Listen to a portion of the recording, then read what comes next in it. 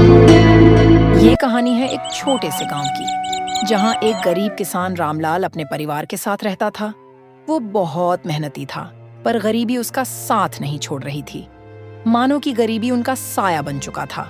रामलाल अपने खेत में दिन रात मेहनत करके पसीना बहाता था, पर उसे कुछ हासिल नहीं होता है। उधर घर में उसकी पत्नी सावित्री चूल्हे पर सूखी रोटियां सेंक रही होती है। बेटा गोपाल जो भूख से बेहाल होकर बिलख रहा होता है। जब भूख बर्दाश्त से बाहर हो गया तो उसने बोला, माँ, आज खाने में क्या क्या बनाए हो? मुझे बहुत जोरों से भूख लगी है, जरा जल्दी दे दो हमें खाना। बेटा, तुम्हें पता ही है, तेरे पिताजी खेत में दिन रात मेहनत करते हैं, फिर भी हमारा तकदीर साथ नहीं दे रहा है। घर में सूखी रोटी और थोड़ी सी धनिया की चटनी है। गोपाल मायूस हो जाता है, लेकिन चुपचाप खाना खाने लगता है। वह कुछ नहीं कहता।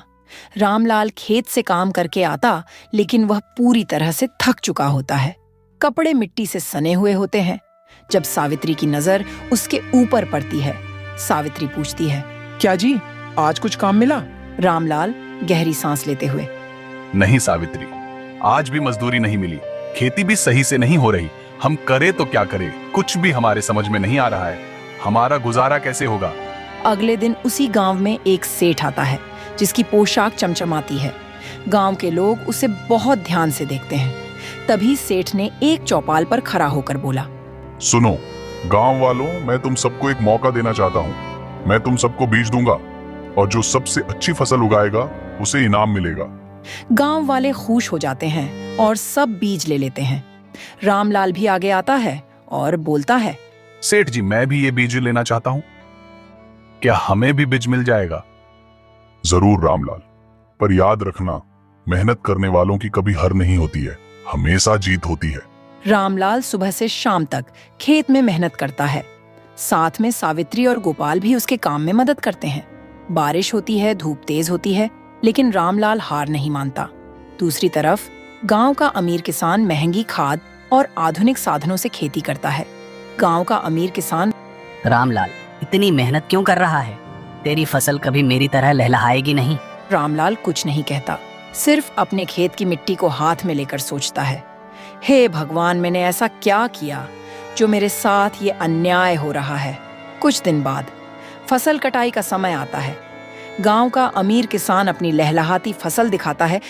ये देखो सेठ जी, हमारी फसल कितनी अच्छी है, आप देखो औरों का फसल से।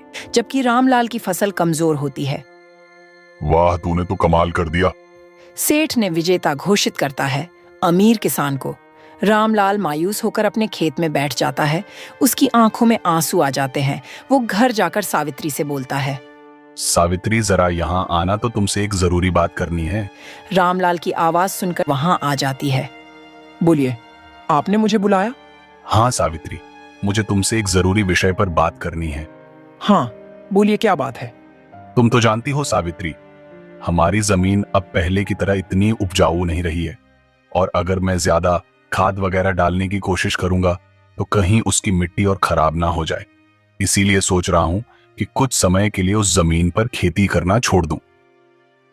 हर साल थोड़ी थोड़ी खाद उसमें डालता रहूंगा, जिससे कुछ सालों बाद वह पहले की तरह उपजाऊ हो जाएगी। फिर उसमें खेती करना शुरू कर दूंगा। यह ठीक रहेगा, इससे आपकी जमीन भी सही रहेगी और उसमें उगने वाली फसल भी।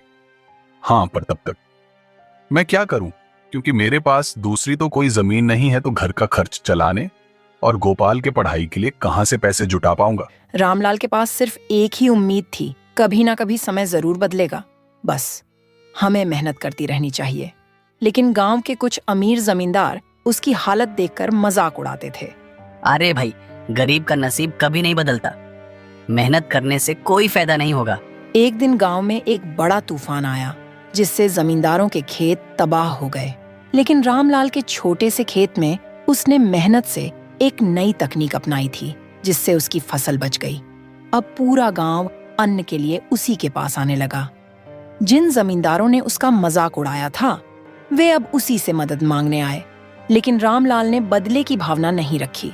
उसने कहा, समय का खेल देखो, कल तुम मुझ पर हंस रहे थे, आज तुम्हें मुझसे ही अनाज लेना पड़ रहा है।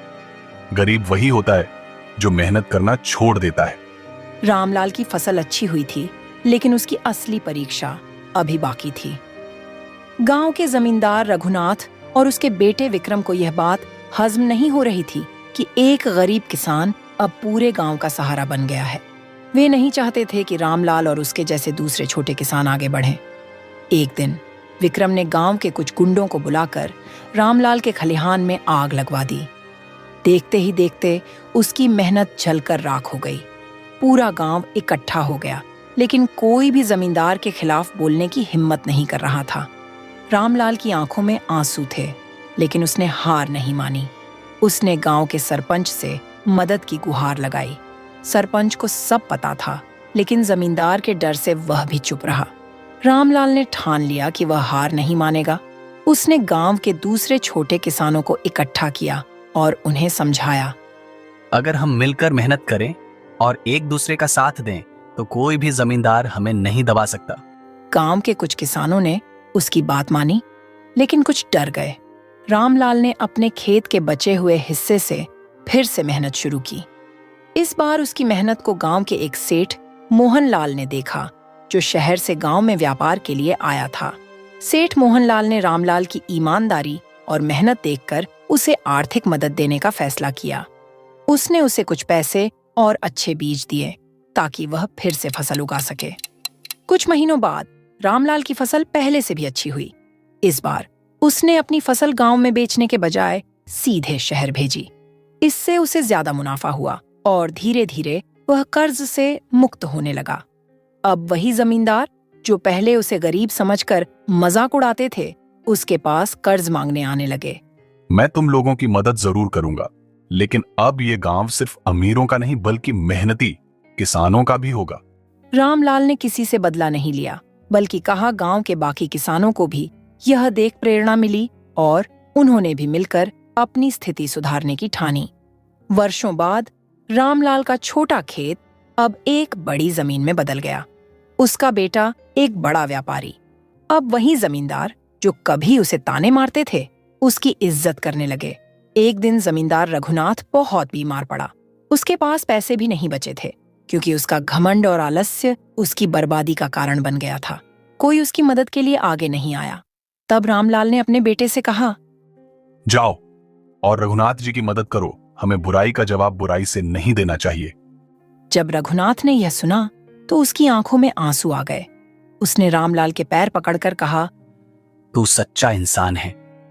समय का खेल देखो, कभी मैं तुझसे बड़ा था, आज तू मुझसे बड़ा है, पर तेरा दिल भी बड़ा है।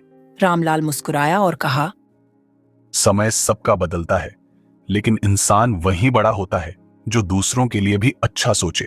ये कहानी से हमें यह सीख मिलती है कि समय कभी एक जैसा नहीं रहता।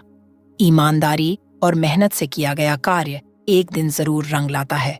इसलिए परिस्थितियां चाहे कैसी भी हों, कभी हार मत मानो। प्यारे मित्रों, तो इस तरह की और शानदार और मजेदार कहानियां देखने के लिए हमारे इस चैनल को जल्द से जल्द सब्सक्राइब कर लें।